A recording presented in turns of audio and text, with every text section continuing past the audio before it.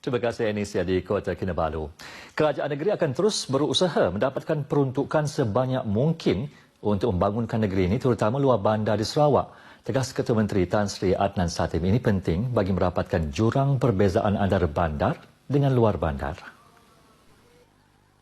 Beliau memberitahu akan berusaha mendapatkan sebanyak 500 juta ringgit lagi pada persidangan Dewan Undangan Negeri akan datang khusus bagi pembangunan luar bandar. Ia sebagai tambahan kepada 500 juta ringgit yang telah diluluskan sebelum ini. Kerana dalam Dewan Undangan yang dahulu, saya minta 500 juta untuk kawasan luar bandar. Duit itu sudah ada. Bukan janji itu, duit itu sudah ada. Ya, saya berani memberi itu berinya. Oleh kerana apa? Kalau kita banding bandar dengan luar bandar begitu ketinggalan. Saya selalu bandar dengan kita, mau kita nak cari sebenarnya banyak orang miskin, pergi luar bandar. Mula cari sebenarnya banyak orang kaya, di bandar. Jadi jurang antara kaya dan miskin patut kita rapatkan. Tan Sri Adnan berucap pada perasmian Pesta Lingga di Lingga Sri Aman.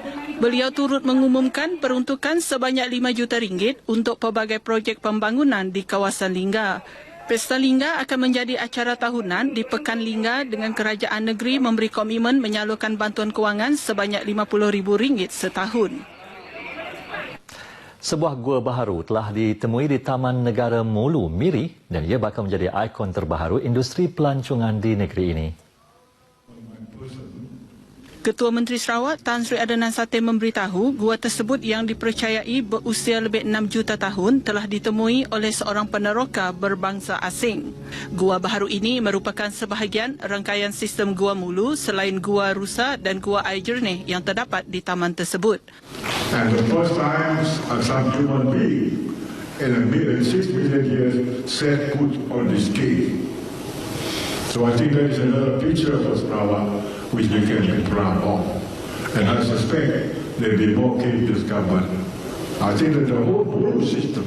Jelasnya, kajian terhadap pencarian gua berkenaan telah dijalankan sejak beberapa tahun lalu dan setakat ini gua tersebut belum lagi mempunyai nama. Tan Sri Adnan menyatakan demikian pada Majlis Makan Malam tahunan ke-12 Sarawak Forestry di Kuching.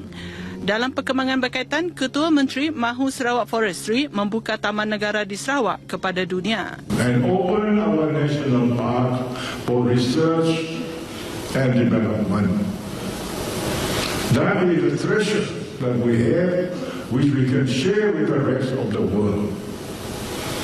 We don't have all the expertise, but we have the national parks. Combine the two.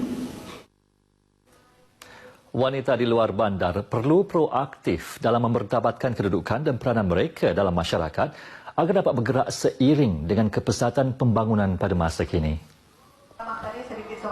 Menteri Muda Pendidikan Awal Kanak-kanak dan Pembangunan Keluarga, Rosi Yunus berkata, pada masa kini wanita berperanan besar termasuk sebagai pembuat keputusan dalam menentukan hala tuju pembangunan negara. Beliau berkata demikian pada program Pemimpin Bersama Rakyat di Rumah Panjang Empading, Sungai Bakas di Sibuti, Miri. Jelasnya, kerajaan sentiasa menggalakkan penyertaan wanita dalam proses pembangunan negara dengan membuka pelbagai peluang yang lebih luas bagi menceburi bidang sosial, ekonomi dan politik. Justru beliau berharap golongan wanita terutamanya di Rumah Panjang Empading aktif mengadakan aktiviti serta menubuhkan persatuan wanita supaya berjaya seperti wanita-wanita lain. Pelbagai aktiviti turut diadakan sempena program tersebut termasuk ceramah, pertandingan mewarna kanak-kanak dan sesi dialog bersama penduduk Rumah Panjang. Agensi Penguatkuasaan Maritim Malaysia APMM Daerah Maritim Bintulu menahan sebuah vesel nelayan tempatan bersama 3 kru nelayan warga negara Indonesia di perairan Bintulu ketika sedang bersauh kira-kira 12 batu nautika dari pantai Similajau, Bintulu pada Khamis lalu. Ketua Penguatkuasa Daerah Maritim 12 Bintulu, Kapten Maritim Rahim Ramli dalam satu kenyataan berkata, Bot Ronda Maritim Kilat 44 telah mengesan vesel nelayan terbabit ketika sedang bersau di perairan perikanan Malaysia sebelum ditahan kerana disyaki telah melakukan kesalahan di bawah Akta Perikanan Malaysia. Hasil pemeriksaan awal mendapati vesel kelas A berkenaan tidak mempunyai sebarang kebenaran bertulis daripada Ketua Pengarah Perikanan Malaysia untuk menggaji warga asing bekerja di atas vesel nelayan tersebut. Beliau berkata vesel dan kesemua kru ditahan dan disiasat di bawah Seksyen 8 Kurungan B Akta Perikanan 1985 kerana melanggar syarat lesen. Semua pihak termasuk agensi kerajaan, swasta, badan bukan kerajaan, NGO dan masyarakat perlu berganding bahu membenteras penyalahgunaan dadah daripada terus berleluasa di utara negeri ini.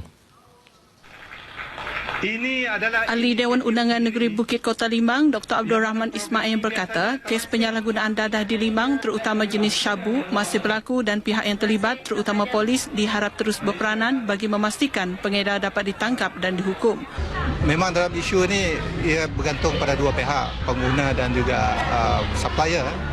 Tapi kalau suppliernya berleluasa dan mereka dapat menjalankan kegiatan secara terbuka, maka itu menunjukkan bahawa keadaan tidak begitu baik. Dan kita tidak mahu isu seperti ini kita ketepikan.